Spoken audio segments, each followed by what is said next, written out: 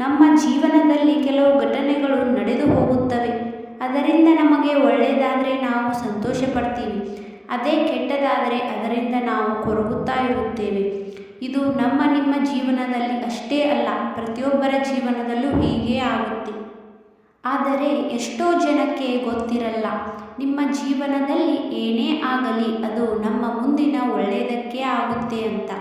ಪ್ರತಿಯೊಂದು ಸಮಸ್ಯೆಯು ನಿಮಗೆ ಒಂದು ಗಿಫ್ಟ್ ಇದ್ದಂತೆ. ಸಮಸ್ಯೆಗಳಿಲ್ಲದೆ ನೀನು ಬೆಳೆಯುವುದಕ್ಕೆ ಆಗುವುದಿಲ್ಲ. ಯಶಸ್ಸು ಅನುಭವದಿಂದ ಬರುತ್ತೆ. ಅನುಭವ ಕೆಟ್ಟ ಅನುಭವಗಳಿಂದ ಬರುತ್ತೆ. ನೀನು ನಿನ್ನ ಜೀವನಕ್ಕಿಂತ ಬೇರೆಯವರ ಜೀವನ ಚೆನ್ನಾಗಿದೆ ಅಂತ ಯೋಚಿಸುತ್ತೀಯ, ಆದರೆ ಬೇರೆಯವರು ನಿನ್ನ ಜೀವನವನ್ನು ನೋಡಿ ನೊಂದುಕೊಳ್ಳುತ್ತಾರೆ. ಅದಕ್ಕೆ ನಿನ್ನ ಬಗ್ಗೆ ನೀನೇ ಅಸೂಯೆ ಪಡಬೇಡ. ನಿನಗೆ ಸಿಕ್ಕಿರುವ ಈ ಜೀವನ ಕೆಲವು ಜನರಿಗೆ ಇರಲ್ಲ. ಇದ್ದಿದ್ದರಲ್ಲಿ ನೀನು ಖುಷಿ ಪಡುವುದನ್ನು ಕಲಿಯಬೇಕು.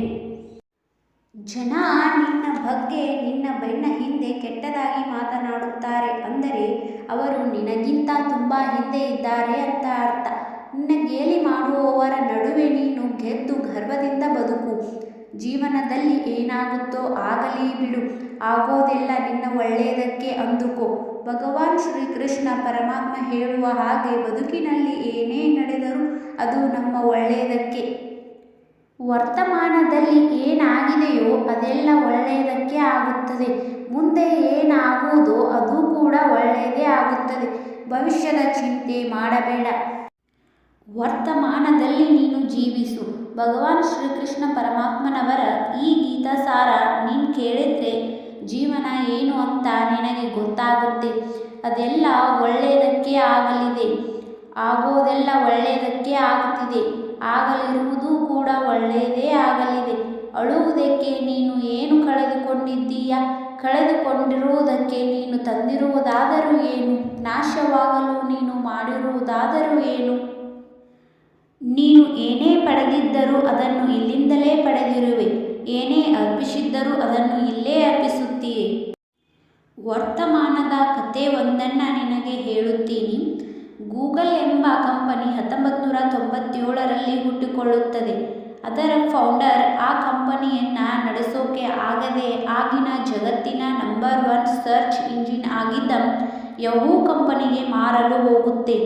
ನಮ್ಮ ಕಂಪನಿಯನ್ನು ಕೊಂಡುಕೊಳ್ಳಿ, ನಮಗೆ ನೀವು ಕೇವಲ $1 ಮಿಲಿಯನ್ ಕೊಟ್ಟರೆ ಸಾಕು ಅಂತ ಆ ಫೌಂಡರ್ ಯಹೂ ಹತ್ರ ಹೇಳ್ತಾನೆ. ಯಹೂ ಅದನ್ನು ಖಡಾಖಂಡಿತವಾಗಿ ತಿರಸ್ಕರಿಸುತ್ತೆ. ಇದಾದ ನಂತರ ಗೂಗಲ್ ಮತ್ತಷ್ಟು ಕಷ್ಟಪಡುತ್ತೆ. 2002ರಲ್ಲಿ ಮತ್ತೆ ಯಹೂ ಹತ್ರ ಹೋಗಿ ನಮ್ಮ ಕಂಪ್ನಿಯನ್ನು ತಗೊಳ್ಳಿ ಅನ್ನುತ್ತೆ. ಯಹೂ ಆ ಆಫರ್ ಕೂಡ ತಿರಸ್ಕರಿಸುತ್ತಾನೆ.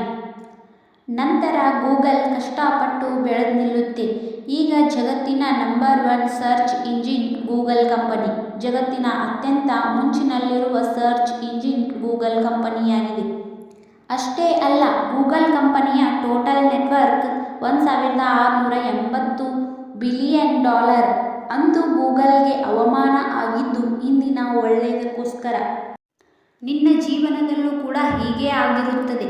ನಿನ್ನ ಜೀವನದಲ್ಲಿ ಆಟ ಆಡಿದವರೆಲ್ಲ ಒಂದು ದಿನ ನಿನ್ನ ಹತ್ತಿರನೇ ಬಂದು ನಿನ್ನ ಆಟೋಗ್ರಾಫ್ಸ್ ತಗೋಬೇಕು.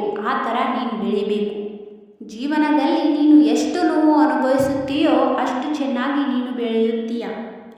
ನಿನಗೆ ಛಲ ಅನ್ನೋದು ಇರಬೇಕು ಅಷ್ಟೇ. ನಿನಗೆ ಈಗ ಕಷ್ಟ ಆಗಬಹುದು, ಆದರೆ ಕಷ್ಟ ಆದರೂ ಪರವಾಗಿಲ್ಲ, ಮುಂದೆ ನಿನಗೋಸ್ಕರ ಒಳ್ಳೆಯ ದಿನಗಳು ಕಾಯುತ್ತಾ ಇವೆ. ನೀನು ಎಷ್ಟೇ ಕಷ್ಟ ಆದರೂ ನಗುತ್ತಾ ಬದುಕು, ನಿನಗೆ ಒಳ್ಳೆಯದು ಆಗುತ್ತೆ. ಒಬ್ಬ ಯಶಸ್ಸಿನ ವ್ಯಕ್ತಿಯ ಹಿಂದೆ ಅವನ ಪರಿಶ್ರಮ ಇರುತ್ತೆ. ಆ ಪರಿಶ್ರಮಕ್ಕೆ ಒಂದಲ್ಲ ಒಂದು ದಿನ ತಕ್ಕ ಪ್ರತಿಫಲ ಸಿಕ್ಕೇ ಸಿಗುತ್ತೆ. ಅದಕ್ಕಾಗಿ ನೀನು ನಿನ್ನ ನೋವನ್ನು ಸ್ವೀಕರಿಸು. ಯಶಸ್ಸು ನಿನ್ನ ಹತ್ತಿರ ಹುಡುಕೊಂಡು ಬಂದೇ ಬರುತ್ತದೆ. ಸ್ನೇಹಿತರೆ, ಈ ಸ್ಟೋರಿ ನಿಮಗೆ ಇಷ್ಟ ಆಗಿದ್ದರೆ ಇದೇ ರೀತಿ ಮುಂದೆ ಬರುವ ಸ್ಟೋರಿಗಳನ್ನು ಕೇಳಲು ನಮ್ಮ ಚಾನಲನ್ನು ಸಬ್ಸ್ಕ್ರೈಬ್ ಮಾಡ್ಕೊಳ್ಳಿ ಹಾಗೂ ಶೇರ್ ಆ್ಯಂಡ್ ಕಮೆಂಟ್ ಮಾಡಿ.